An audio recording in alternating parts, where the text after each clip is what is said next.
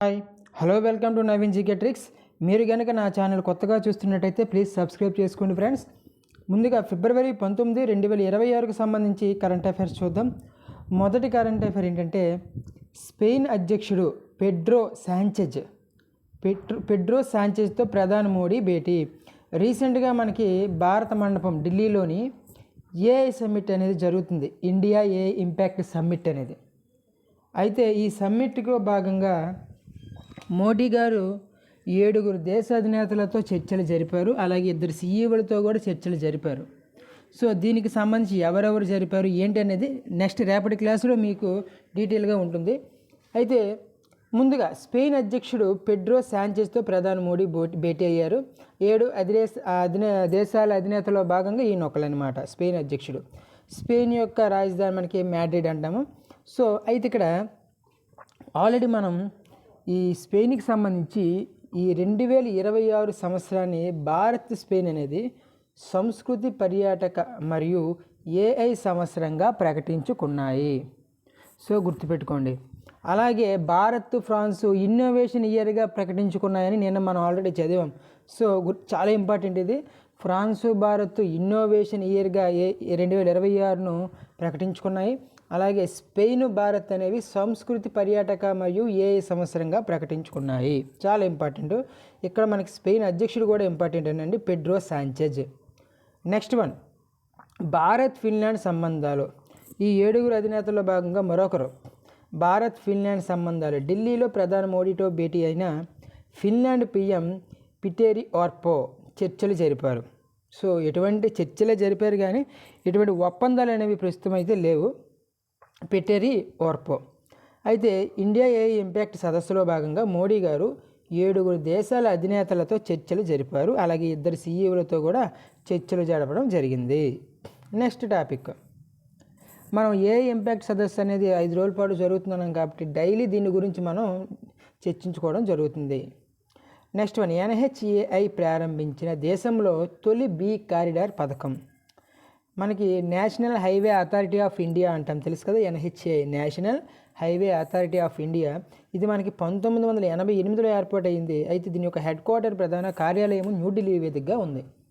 అయితే ఇక్కడ ఏం జరిగిందంటే అలంకార రహదారి మొక్కల స్థానంలో మనకి రహదారుల మొక్కల్లో మధ్యలో మనకి అలంకారం కోసం 2 వైపులా మధ్యలో వేస్తారు చూసారా కొన్ని మొక్కలు, వాటి స్థానంలో పర్యావరణ అనుకూల హరిత మార్గాలుగా అభివృద్ధి చేయడము. అంటే పిచ్చి పిచ్చి మొక్కలు కాకుండా అది పర్యావరణానికి అనుకూలంగా ఉండేటువంటి మొక్కలను అక్కడ పెట్టడం అనేది ఈ బీ కారిడార్ పథకం యొక్క ముఖ్య ఉద్దేశం. అయితే తేనెటీగలు మరియు ఇతర పరాగ సంపర్క జీవులను రక్షించడమే దీని యొక్క ప్రధాన ఉద్దేశము. So NHAI national highway authority of India 1988 Delhi.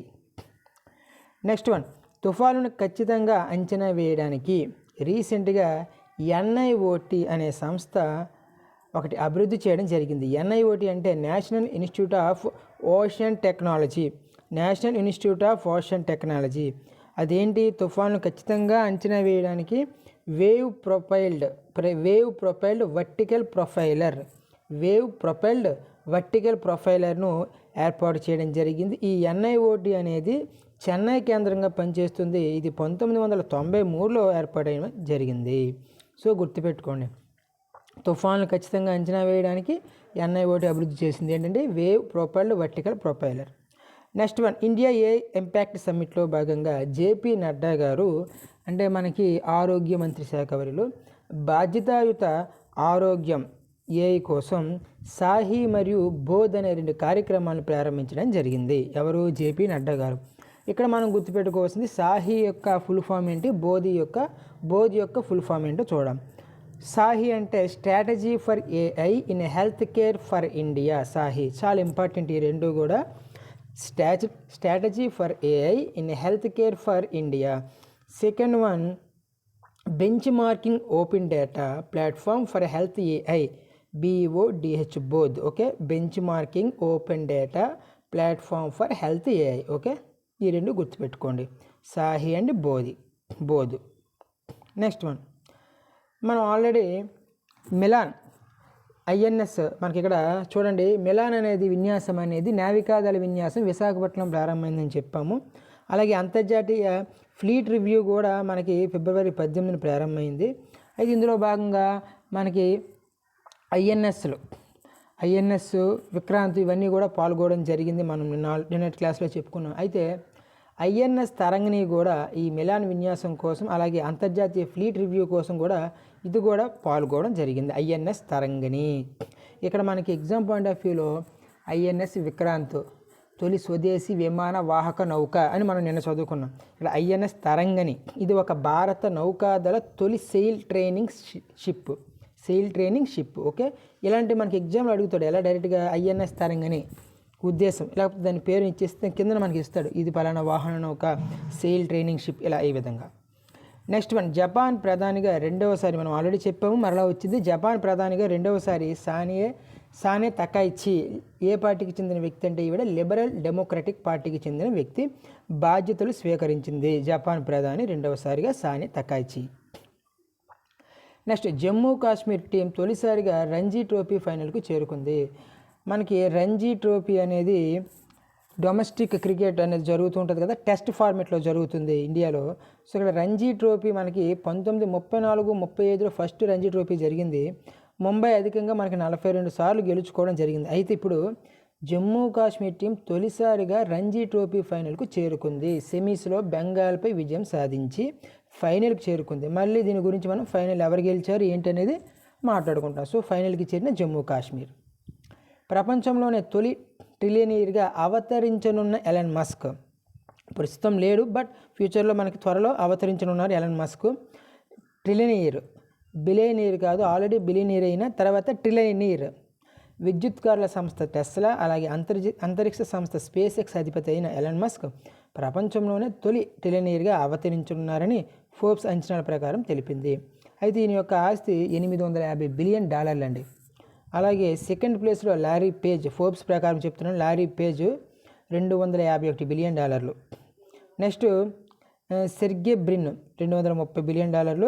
వీళ్ళిద్దరూ కూడా గూగుల్కి కోఫౌండర్గా చేస్తున్నారు. జోకర్బర్గ్ ఫేస్బుక్ సంబంధించి $219 బిలియన్. సో గుర్తుపెట్టుకోండి, ప్రపంచంలోనే తొలి ట్రిలియనీర్గా అవతరించిన ఎలన్ మస్క్. నెక్స్ట్, ఎంపీల పెన్షన్లు రద్దు చేసిన శ్రీలంక పార్లమెంట్లో దీనికి బిల్లు అనేది ఆమోదం పొందడం జరిగింది. సో ఇది మనకి ఒక్కసారి క్విక్ రివ్యూ చేద్దాం ఈరోజు సంబంధించి. స్పెయిన్ అధ్యక్షుడు పెడ్రో సాంచేజ్. ఓకేనా, మనం ఇక్కడ ఏ రోజు ఆ రోజు మనం ప్రతి టాపిక్ కూడా చూసుకోవాలండి. అయితే ఇక్కడ స్పెయిన్ అధ్యక్షుడు పెడ్రో సాంచేజ్తో ప్రధాని మోడీ భేటీ. నిన్ననే భారత్ ఫ్రాన్స్ మధ్య ఇన్నోవేషన్ ఆఫ్ ఏఐ 2026 ఇయర్గా ఫ్రాన్సు భారత్ అనేవి నిర్ణయించుకున్నాయని చెప్పాం. ఇప్పుడు స్పెయిన్ సంస్కృతి, పర్యాటక మరియు ఏఐ సంవత్సరంగా ప్రకటించుకున్నాయి. అలాగే భారత్ ఫిన్లాండ్ సంబంధాలు, ఫిన్లాండ్ పిఎం పెటేరి ఓర్పో. నెక్స్ట్ అలాగే ఎన్హెచ్ఏ ప్రారంభించిన తొలి బీ కారిడార్ పథకం. ఓకేనా, తుఫాన్లు ఖచ్చితంగా అంచనా వేయడానికి ఎన్ఐఓటీ అభివృద్ధి చేసిన wave profiled vertical profiler. India AI impact సమ్మిట్లో భాగంగా జేపీ నడ్డా గారు సాహి మరియు బోధ్ కార్యక్రమాలు ప్రారంభించారు. ఇవి గుర్తుపెట్టుకోవాలి, Sahi full form, Boath. Next అలాగే అంతర్జాతీయ ఫ్లీట్ రివ్యూ మిలాన్ విన్యాసం కోసం ఐఎన్ఎస్ తరంగిణి పాల్గొనడం జరిగింది. తొలి సెయిల్ ట్రైనింగ్ షిప్ ఇది. జపాన్ ప్రధానిగా రెండవసారి తకైచి, లిబరల్ డెమోక్రటిక్ పార్టీ. అలాగే జమ్మూ కాశ్మీర్ తొలిసారిగా రంజీ ట్రోఫీ ఫైనల్కి చేరుకుంది. ప్రపంచంలో తొలి ట్రిలియనీర్గా అవతరించనున్న ఎలన్ మస్క్. ఎంపీల పెన్షన్లు రద్దు చేసిన శ్రీలంక పార్లమెంట్లో బిల్లు అనేది ఆమోదం పొందడం జరిగింది. ఇదండి మనకి ఈరోజు సంబంధించిన కరెంట్ అఫైర్. రేపటి కరెంట్ అఫైర్ క్లాస్లో మళ్ళీ కలుద్దాం. Thank you.